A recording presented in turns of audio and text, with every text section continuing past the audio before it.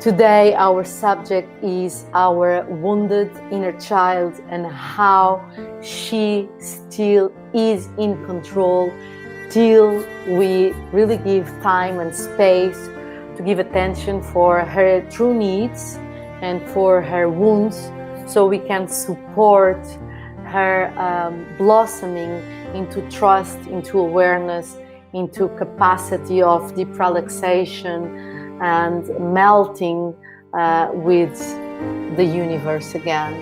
How she can trust in adult life and how she is still controlling our way of relating with others, and especially how do we feel about ourselves. This is one of the most important subjects for any person that wants to really grow into awareness. A lot of our wounds and unconscious life starts in our childhood. So to start from the beginning, I want to say that everything that we will speak about parents is not about saying that they are bad people or they did terrible and wrong things. What we are saying is the way any child has been raised in almost everywhere, from every culture.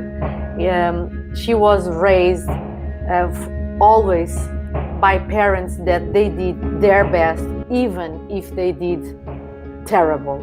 And I'm speaking about people that they were not present, people that they even abused their child, emotional, physically, sexually. Parents, they were so busy working that they were never present, and when they were at home they were so tired that they would totally be out of the relation with their child. Even parents that they died and they left the kids alone with other people. I'm speaking about the adults that they were raising, not only the parents. The way we were being raised, and our parents and their parents, was by a very unconscious society where feelings, they didn't matter. What happens is when the child doesn't feel their own needs met by the parents, or the ones that they take the place of parents, the child will try to do everything to avoid the pain of not being met, that their needs are not met. And I will give some examples. It starts since they are in the belly of the mother. If the mother somehow doesn't have a peaceful environment to generate that baby, she's passing everything, every feeling, every emotion, every thought to that baby. It means that we are not taking care, of course, in a very unconscious way, of that baby that would need a very present mother that could speak with the baby, that could even say and to the baby, look, what I'm feeling, what I'm thinking is not about you. I'm feeling very tired and exhausted. It's about my own feelings, and this inner dialogue that should happen since the first moment that the mother understands that she's pregnant. And almost nobody, of course, more and more in our society, thank God we are speaking about this, the father, the importance of the father, or someone who holds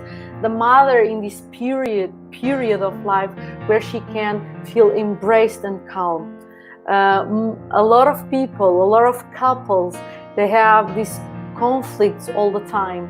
So this father was not taught since childhood how to really deal with a pregnant woman. So we live in this pregnancy, we live these relations for such an aware state.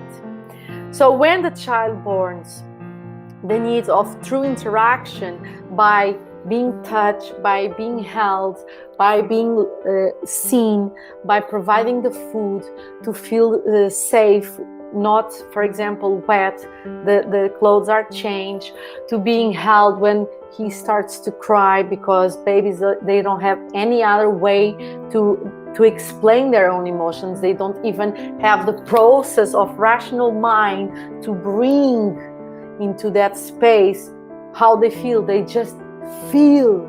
So their cries, their actions, movements is their way to interact in the world. What happens when the child is not met in their own needs, in his or her needs? They start to develop ways to get the attention that they need. This in the best cases. When the child is not met several times in their own needs, most of the times what they do is, because through repetition, for example, a big example is, there was a time in our society that doctors would advise that don't hold your children when they are crying. Leave them crying alone. And for so many mothers, this was a torture. But they would follow doctors' guidelines. And what happens when the child cries and the mother doesn't go, or the father, she will cry even more. But they are shouting for the attention. What happens is that that child starts to believe in a very unconscious way, not only rational way, that she's not important, that she doesn't deserve attention, that even if she cries a lot, she can cry all her life, that the true help and true attention and true care will not come. What happens is, this creates individuals that they are totally numb in their true feelings. So they start to grow up out of their connection with themselves, and they start to relate with themselves through the strategy of self-defense. So numbness, not to feel anything, is a strategy that that child developed so she could survive. It's a way of cutting the pain, emotional and physical pain, so they don't feel, so they can move on. It's life self-defense. It's very painful, because that kind of children, they grow into people that they don't really know how they feel, honestly. And the others, for example, when they start to have certain kinds of behaviors, so they start to manipulate, not in a conscious way and not in a bad sense and meaning of the words, but through manipulation to see how they can really call the attention of the parents. So for some kind of children, they start to do big crises, they shout, they knock with the hands on the floor, they even hit themselves, or they start to behave very nicely. They are always the very well-behaved child. They are the ones who take care of parents' needs. They always know how to behave. Since very child, we start to see how these children, these human beings, starts to what? Trying to go into connection. And they become what? The masks of that strategies to reach someone. We live from the strategies that we developed to call attention, so we could receive the reaction of the other human being. And then through teenagers, adult lives, we start to create a self-image, and we engage in certain kind of masks. So what?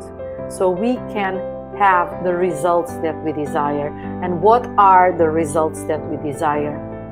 Is to be recognized, is to be seen, and is to be loved.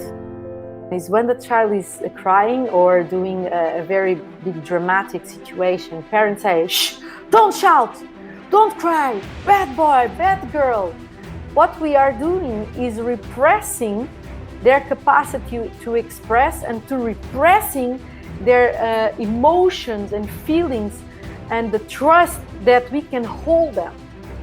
So most of children, since very young age, or they say, go to your room, or behave, you are in social life. What we are doing is repressing their own capacity and ability to be authentic. Another good example is kids, they are emotional and physical abused. So emotionally and physical abuse, especially when they are beaten, strongly beaten, what happens is they don't have any capacity to defend themselves. So the message is, I'm stronger than you and you will obey no matter what. I don't care about your feelings, and I don't care even about your physical health. You don't even deserve respect. You can go to the ones that they totally numb themselves, so they don't feel anything, and they can start to become colder and colder, and they don't know how to relate with other people. And of course, a lot of people, they can become the abusers too in their life, and they start with other children. Normally, children repeat the behavior. And others, they can go in so deep fear and stress. They all feel the stress, but there are different ways of response of each other child. So there's many layers, and of course copulations of feelings and ways in that personality. But the main thing is the stress causes the response, and that will change their authentic being.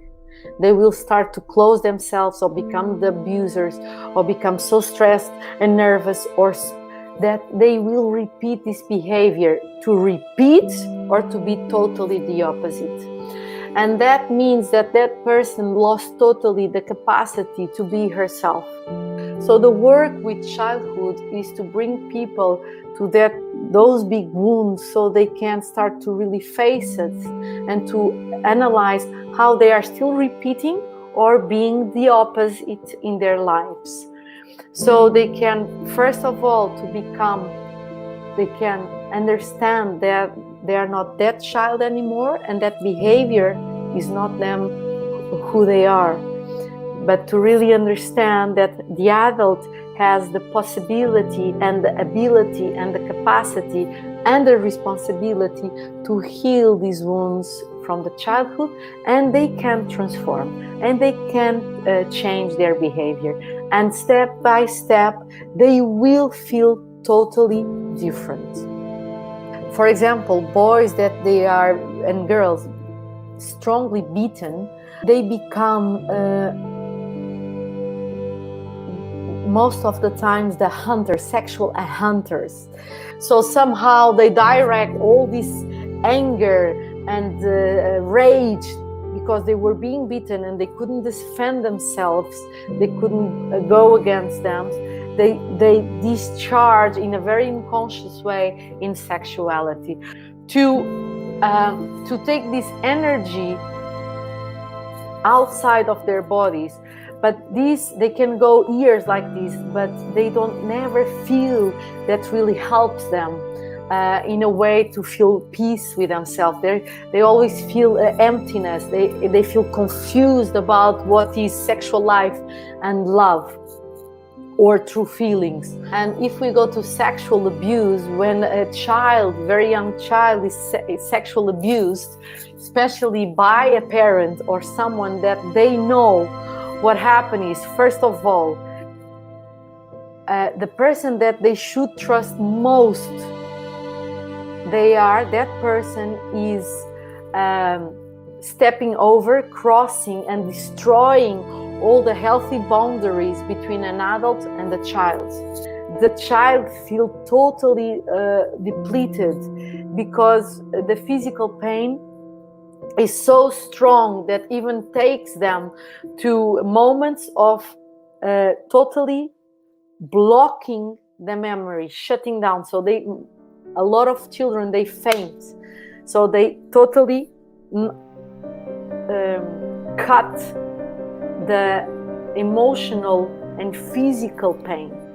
So when a child is totally abused, what happens is she receives mixed message, and she's in a deep state of fear, and she starts to doubt herself, to doubt the capacity of trusting life and the ones that she should trust more. So there are several consequences of this. I'm explaining in very general way.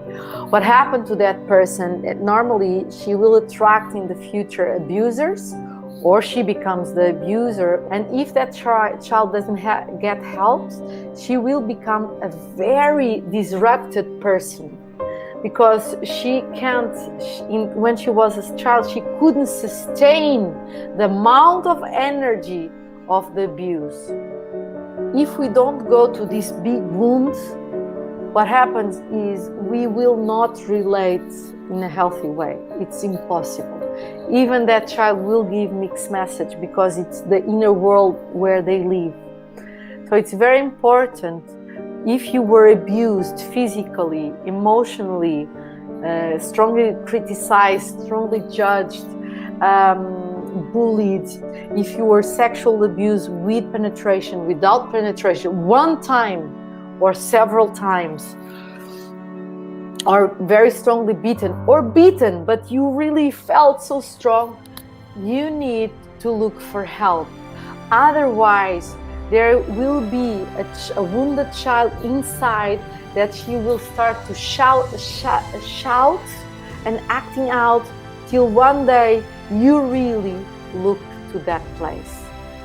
And in our society, in our culture, there's a big tendency for strong judgment, competition, comparison, and criticism. And that means that in your childhood, you were abused, emotional abused. We are all still in the wounds of the child, that they don't receive the right amount of attention for true healing.